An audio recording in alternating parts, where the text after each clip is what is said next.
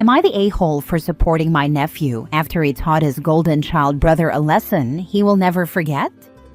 Context: I, 31 male, and my brother 40 male have two sons, Jack, 16, and James, 13. Jack was born when my brother was still in college. He didn't want a child at that time. He and his girlfriend struggled for a while, managing their studies and raising a child. Thankfully, our parents were supportive and helped him. I also helped in any way I could. Eventually, he finished his studies, landed a job at 27, and got married to his girlfriend. Then their second child, James, was born. Both of them spoiled him a lot.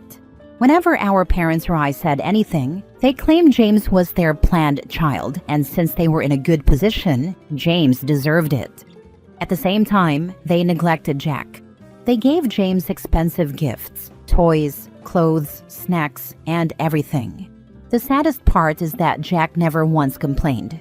I watched that kid be happy just because his brother was happy opening his gifts. James, on the other hand, was spoiled rotten. He constantly compared his things to Jack's, and if Jack ever got something good from someone, he wanted it too. This problem kept growing. The negligence towards Jack worsened, and James started taking advantage of it. He began getting Jack grounded for things he did, and their parents always believed James no matter what. Over the years, I saw the sparkle in Jack's eyes fade. Now the incident happened this Christmas. To be clear, I love both of my nephews. I don't approve of James's behavior, but I blame the parents, not the kid. So for Christmas, I bought both of them a Nintendo Switch. Jack had wanted one for years, and he almost cried when he got it.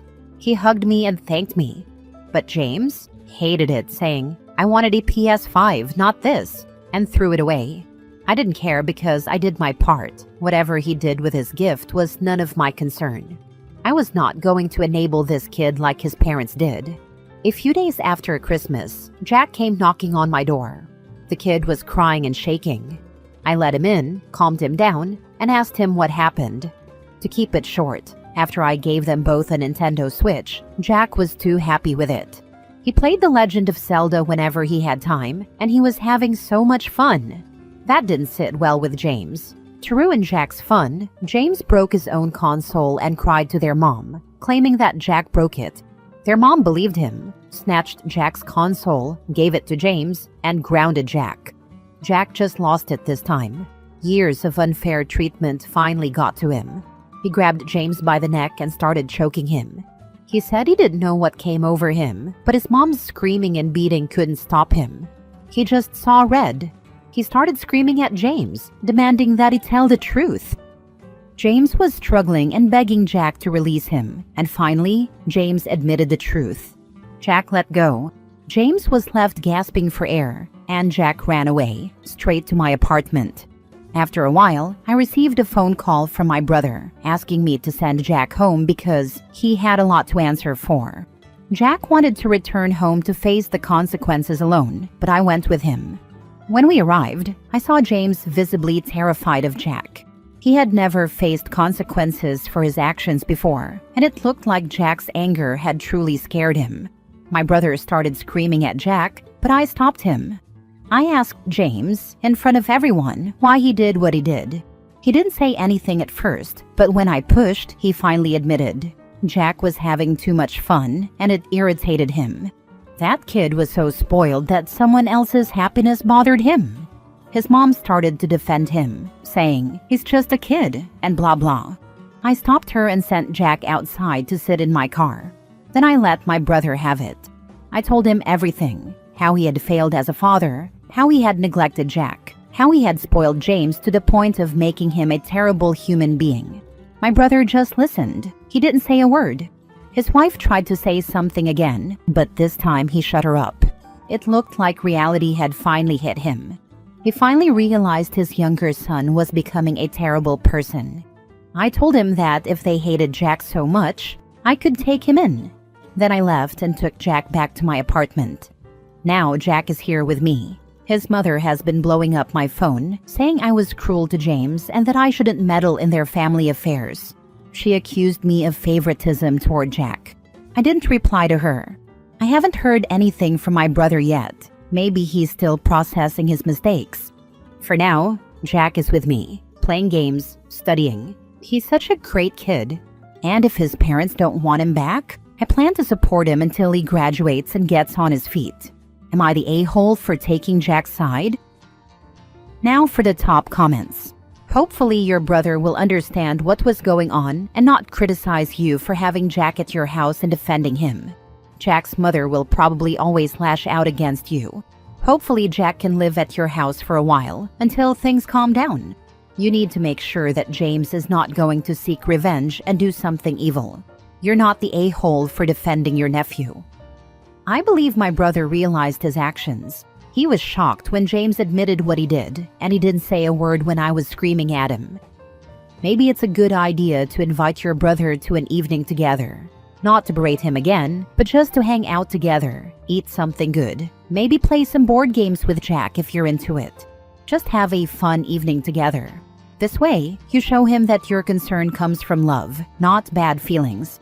This also might show him how Jack is thriving in a safe home and what a good and sweet kid he really is. I will actually do that. For now, I am just calming down Jack, making him feel he is not alone and he is loved. Then I plan to call my brother and have a talk with him. Not the a-hole. For Jack to have to do that just to get the truth from his brother, it shows he had a lot of restraint over the years. But everyone has a breaking point. My younger siblings were spoiled rotten. When I moved out at 21, my parents finally saw what I'd been dealing with for years and couldn't handle it. OP, you have saved Jack from not only his family, but himself. He ran to you, had the maturity to go home and face the consequences, and you shielded him. You are the very best, and I hope you and Jack find peace with each other now and in the future. Honestly, I was not that brave or sensible like Jack when I was 16. I will do my best to support him. Next story. Am I the a-hole for telling my family it's not my fault I'm not a twin? My parents struggled to have kids and underwent fertility treatments, which resulted in 2 sets of non-identical boy-girl twins who, for the most part, look identical. The older twins are Max and Amy, and the younger twins are Jace and Lacey. Our family has always been obsessed with the fact that 2 sets of twins were born to the same parents, and that they could pass for identical even though they're the opposite sex. Birthdays, Christmas, school plays, sports games, report cards, graduations, everything was a huge deal and celebrated as this great unique thing. My siblings had countless parties thrown for them and received so many gifts for every possible occasion that it was insane. I was born 6 years after Jace and Lacey, and my family has never hidden their disappointment in having a singleton. My birthdays were never a big deal, and I didn't get the same attention for Christmas, report cards, sports games, or school plays. For my siblings, the whole family would try to show up and support them, while I was lucky if even one parent attended anything for me. My report cards were never celebrated either. I'm not particularly close to my siblings. They don't notice me much and enjoy the attention, so it's easy for me to slip through the cracks. But even our parents don't put the same amount of effort into me as they do for them. A weekend ago, my graduation became a topic of conversation. My siblings couldn't make it because of work or college, and the rest of the family responded with, "Well, I guess we don't need to plan around your graduation." I told them I would still like everyone there, but they said I didn't need anyone there. I asked why my siblings had full family support at theirs, and they told me it was a big deal because they were twins, one of 2 sets born to the same parents, and could pass for identical. They said that was something to celebrate. I told my family it wasn't my fault I wasn't a twin, and that I didn't understand why I was being overlooked. My grandpa said that at 17, I shouldn't be jealous of the attention other kids get, and that as a boy, I shouldn't get caught up in that kind of thing. I responded that even teenage guys want to feel like they matter. My family told me I was being unreasonable. One of my aunts accused me of gaslighting the family, while my grandma, parents, and a couple of other aunts and uncles said I was emotionally trying to manipulate them. They now want me to apologize to everyone for saying it's not my fault I'm not a twin, because according to them, nobody ever said it was. Am I the a-hole? Not the a-hole. I am so sorry your family sucks so much. It's not gaslighting people to say, I matter too. I hope you have, or find, amazing friends to be a found family, because you deserve live attention and support. Not the a-hole. I'm sorry. The only thing I can say is get so successful that never speak to them again. Change your will to make sure your money never goes to them. Just be better than they ever will. Yikes. So your parents went through all this time, money and effort to have a large family, and they treat you like a throwaway? I'm sorry. I didn't realize that happening to be born on the same day as another sibling was such a significant accomplishment. Next story. Am I the a-hole for siding with my daughter over my wife over adoption and what she calls her? I, 35 male, have an 11-year-old daughter, Haley, with my ex. My ex died when Haley was 2, but I was already a single parent at that point. Haley knows about her mom in an age-appropriate way. She understands her mom's struggles and that she wasn't in her life prior to her passing. I had a therapist help me navigate those discussions, and Haley still attends therapy at times to work through any lingering questions or sadness about the way her mom's life turned out. I met my wife, Amy, 33 female, when Haley was 4. Haley was 6 when they first met. I admit I took my time introducing them. I was cautious because I didn't want to risk Haley getting attached if things didn't work out. I also wanted to be sure Amy understood what she was signing up for by being with me. A huge part of me worried about how Haley would handle it. But they got along great from the start, and it was amazing to witness their bond grow. Amy was wonderful with Haley, and Haley enjoyed having Amy around. When Haley was 7 and Amy and I got married, Haley asked if she could call Amy Suds, a nickname Amy's family uses for her. Amy was thrilled that Haley wanted to use that nickname. Things were good. There were some discussions on Amy's side about what Haley would call them. Haley generally uses first names for most people and nicknames for a few. Amy's parents grumbled at one point about not being called Grandma and Grandpa, but Amy told them the decision was Haley's and that they should focus on earning those titles over time. Things changed when Amy became pregnant with our daughter, Summer, 7 months. Suddenly, Amy became hurt by Haley calling her Suds or using her first name. She was also bothered that Haley referred to her as her stepmom or as Dad's wife, depending on who she was talking to. Stepmom was more common, but at times, she would say Amy was my wife. Amy and I talked about it, and I told her nothing had changed. Amy told me that was the problem. She was giving Haley a sister, and it bothered her that she hadn't earned the title of mom in Haley's eyes. She also pointed out that she would be home with Summer, taking on more responsibility for Haley, and it stung to think she would be acting as a mother, but not being recognized as one. At my request, we saw a family therapist together. After several sessions, we brought Haley in for a bit. The therapist reassured Amy that Haley loved her and that their relationship was strong, even if Haley didn't call her mom. But that didn't settle Amy. Now Amy has not let this go. Without saying anything to me, she asked Haley if she would let her adopt her. Haley told her that she loved her, but didn't want to be adopted. I only found out about this conversation from Haley, and I was upset. Amy, in turn, was upset that I was upset. She told me she doesn't want to continue like this. She said she wants Haley to call her Mom, or at least some variation of it. She also still wants to adopt Haley and make their relationship more than just guardianship, which she already has. When Haley and I talked about it, she was honest. She didn't want to be adopted. She was sad that Amy was upset and didn't want to hurt her feelings, but she was firm in her decision. Amy, however, is still hurt and upset that I chose Haley's feelings over hers. She told me I should at least tell Haley to call her Mom. I told her that should be Haley's choice, just like Amy had previously told her parents. Amy said she used to believe those titles could be earned, but that belief has died. I asked if this was truly a deal breaker for her, and she said yes, because she hates hearing Haley use her name or her nickname while she always calls me Dad. Amy has confided in her parents about everything, and they told me I was doing Amy wrong by siding with Haley. They said this is about respect, not just feelings, and that it's disrespectful for Haley to not call Amy Mom after all this time. Am I the a-hole? Now for the top comments. Not the a-hole. Go back to family therapy. If Amy can't let this go, things are going to get really ugly. That might not be a terrible idea for just the two of us. I worry Haley being there will make things worse right now. Not the a-hole. Amy needs to pour herself a nice tall glass of grow the heck up.